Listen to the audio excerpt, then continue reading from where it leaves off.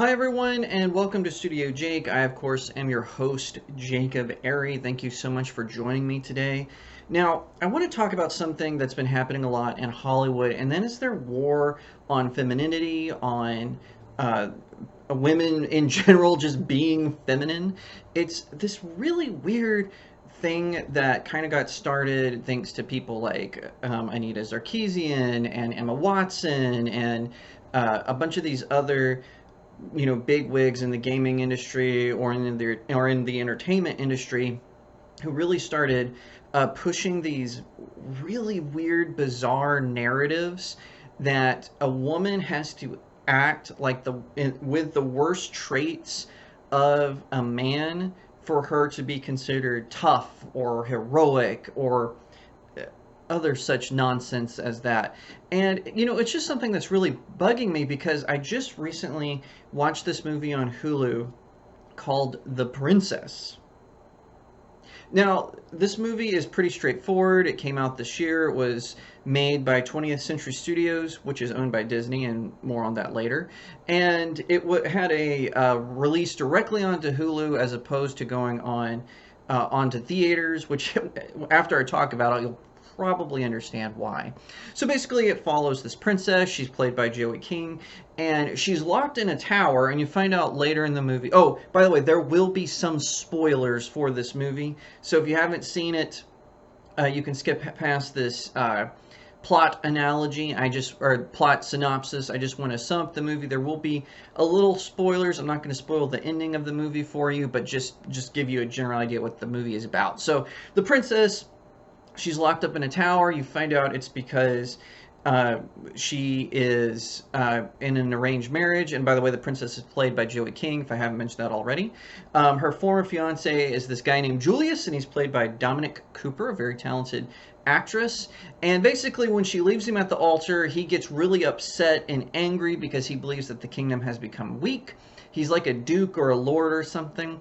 And so he brings his henchwoman Myra and a whole bunch of his thugs. And Myra is played by Olga Kurylenko. I hope I'm pronouncing that correctly. I feel really bad for her. With the exception of the death of Stalin, she's been in a lot of stinkers, even though she's an okay actress. She's decent. But yeah, Black Widow and a bunch of other weird B movies, and of course a ton of European movies that make no sense. But anyway, so basically what happens is the princess, she realizes that Julius has captured her family. The king, played by Ed Stoppard, queen is played by Alex Reed, and her younger sister is played by Caitlin Rose Downey. So she goes on this rampage. These two soldiers come to fetch her to basically force her to marry Julius, and she kills them. She knocks one right out of a window, and then just straight up murders the other guy, and then she arranges it to look like she's still in the room if you happen to look through the peephole, and that the guard is still guarding her. So she goes like on this rampage through the castle. She like beats up, slays. She uses this. I will admit her sword was pretty cool. It was a short sword, a curved sword. I would say it was a scimitar, but I don't think it matched that. It's just kind of a curved short sword, really cool looking. And then she discovers that her mentor Lynn, who's played by Veronica No, she's her mentor. She's the one who trained her how to fight. She discovers that she's still alive, so together they work their way out of the tower, and they're going to try to free their family. So this movie is it's directed by Lee Van Kiet and written by Ben Lustig and Jack Thornton. So it's about a princess, okay, who wants to escape and save her family. Okay, yeah, no problem there. She knows how to fight. Great. And she doesn't want to marry this Julius guy because he's a jerk. What's interesting about this movie is Julius, he really just wants the kingdom to be perceived as powerful again. Like, he doesn't really have an evil agenda. He just thinks that the king, and I guess also his father, Julius mentions his father, and he's never brought up again, and the significance of that statement makes no sense. But he says, you're all from a weak generation. I want us to be strong again. So basically, I guess in this kingdom, it's kind of like a medieval kingdom. they have to have a son to be the heir, which is kind of weird because in medieval times this wasn't the case. It is true that they wanted the female heirs to marry a male who was a like a lord or a duke or even a prince from another land. That wasn't that uncommon, but they did the same thing to the male heirs. So I don't know why they're making such a big deal out of this. But so she's not in love with him. Fine, she shouldn't be forced to marry him, obviously.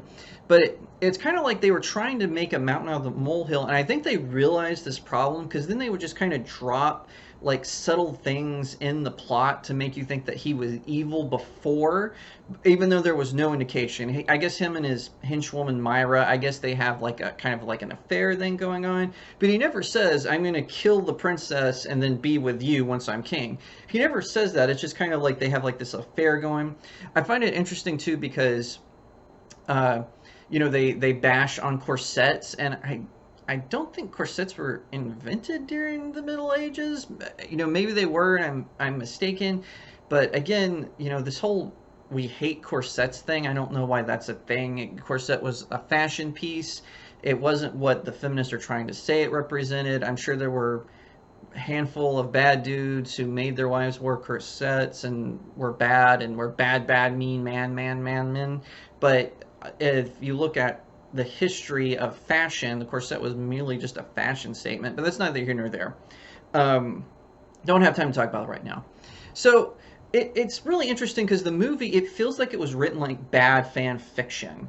And you can tell that it was written by men, because one thing that even female feminist writers try to do is they try to make their protagonists still seem feminine and still and not necessarily take on masculine roles. Now that's not always true, but I'm thinking Wonder Woman is a really good example of this. Even Wonder Woman 1984, which is a terrible movie, Diana never really came off as like a man. She was still Wonder Woman and still strong and had all of her powers.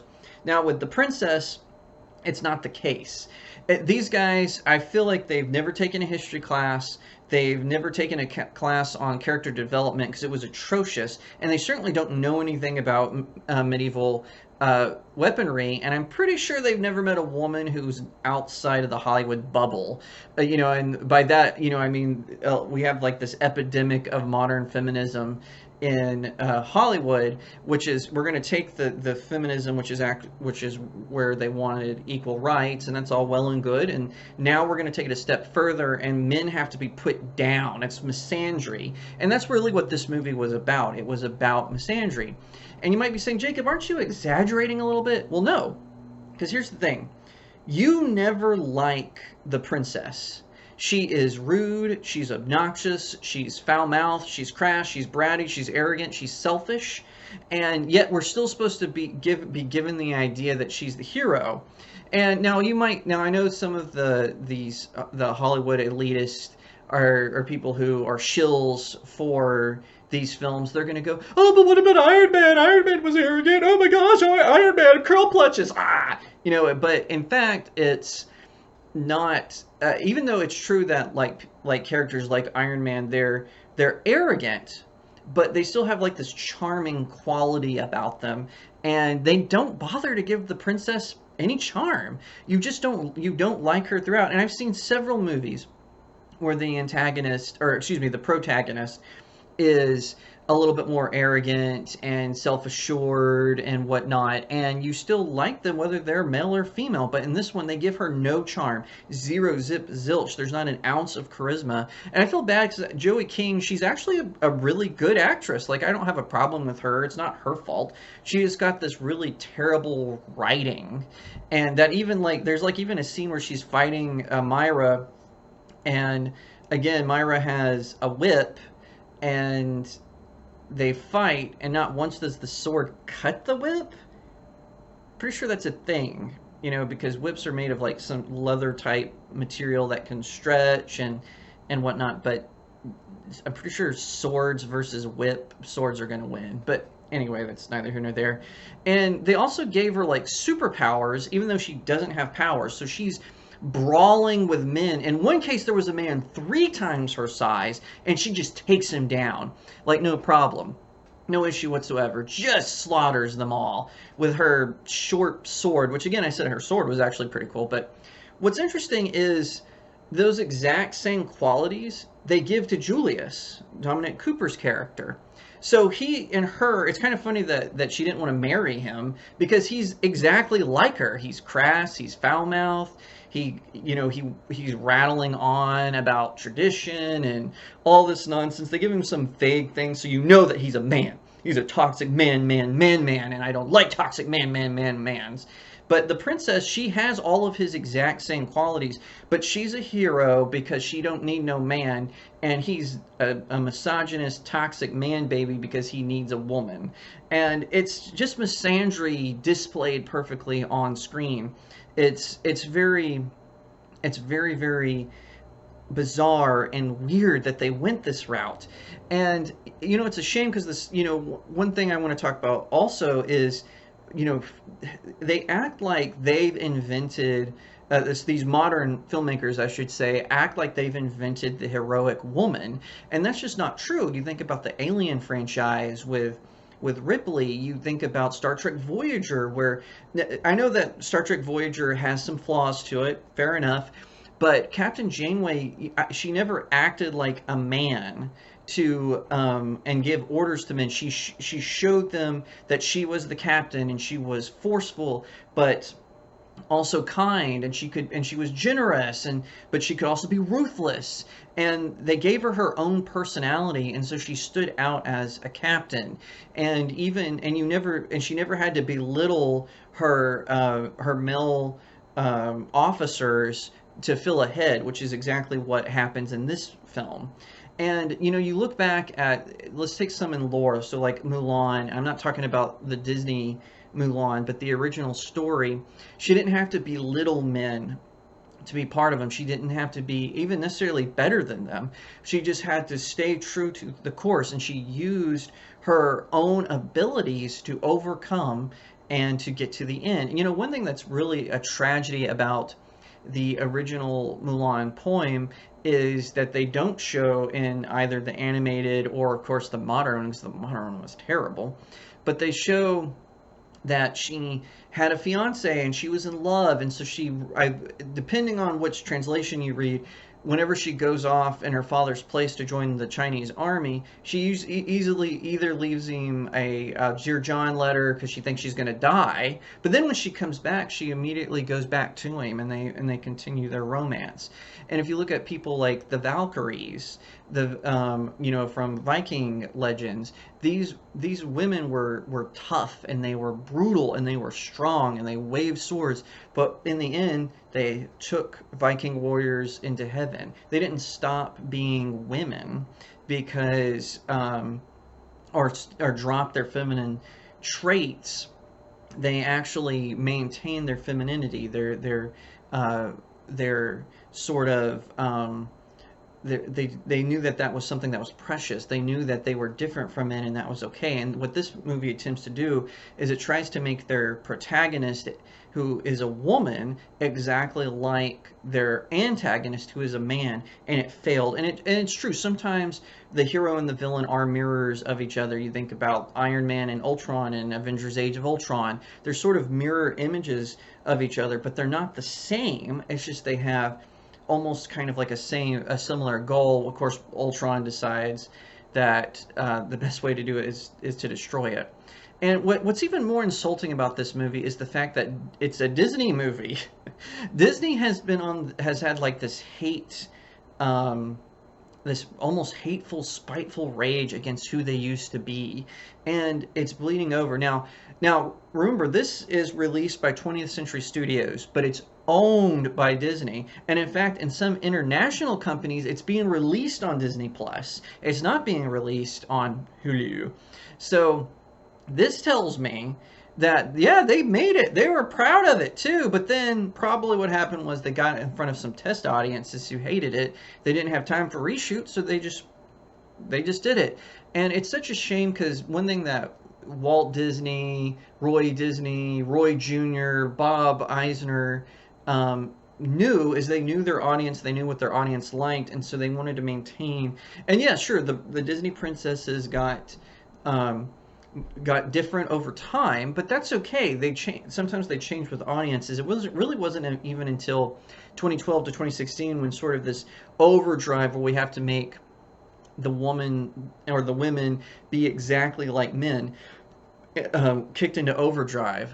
And it's such a shame because like like I said, you can tell this was not written by a woman. They were both, the writers of this movie are both men, and it's just a shame that Disney is squandering this great legacy it has of powerful, enriched female characters with a lot of depth and a lot of hope and everything in between. It's just such a shame that it's come down to this, where we're sitting by and watching that this is what Hollywood thinks that a strong woman is. I mean, you think about, I'm going to make some comparisons to anime. You think about characters like Sakura from Naruto, and at first she feels like she's in the way because she feels weak, but then she goes and trains with a powerful warrior, the female Hokage, Lady Sonare, and learns, ninjutsu, and she learns healing arts, and she learns summoning arts from her, and she ends up